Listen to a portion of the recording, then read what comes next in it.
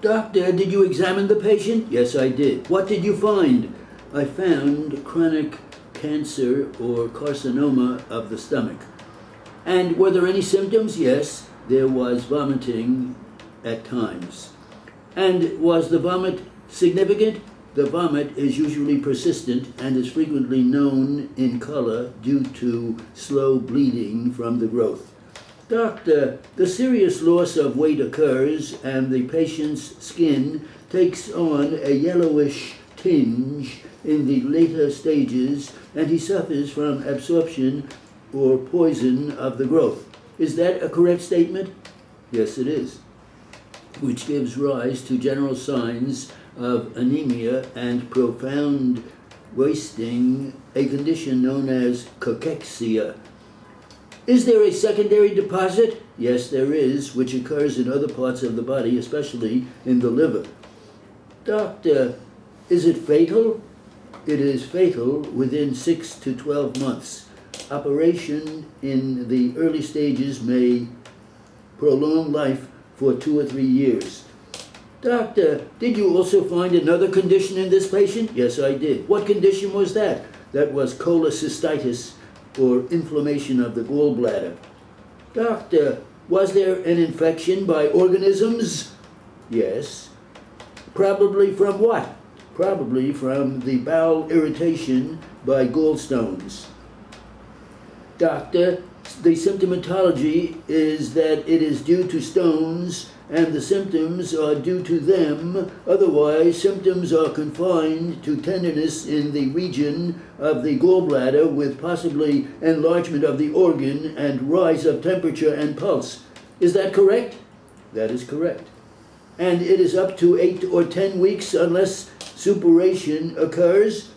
Yes, when the operation is necessary, and convalescence may be prolonged for 3 to 6 months. Doctor, what about cirrhosis of the liver? Did the patient have cirrhosis of the liver? The patient had a condition in which the liver tissue is to a greater or less extent converted into fibrous tissue. And doctor, is that a chronic irritation or inflammation? It may be.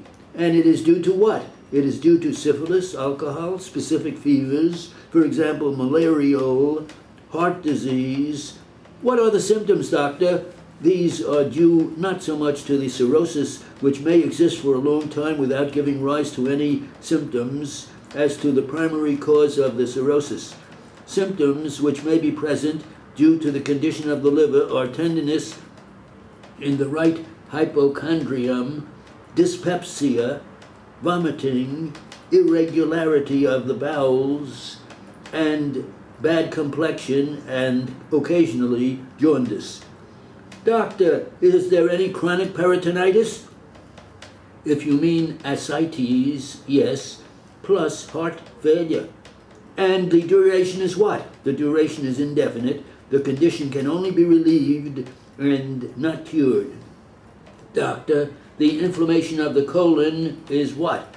That is what we call colitis. It is an irritation from bacteria or poison. And doctor, the pain and tenderness along the course of the large bowel in acute cases makes for diarrhea with passage of mucus and sometimes blood per rectum? Yes, that is correct. In chronic cases, there may be constipation with intermittent diarrhea. In severe cases, ulcers may develop when the condition is known as ulcerative colitis. And neurasthenia is a common result of the prolonged course the disease takes, doctor? Yes, that is one sequelae. And is it intractable? Yes, it is very intractable. What about dyspepsia? Dyspepsia, or indigestion, is really only a symptom of some gastric or other abdominal disorder. Is this really only a symptom?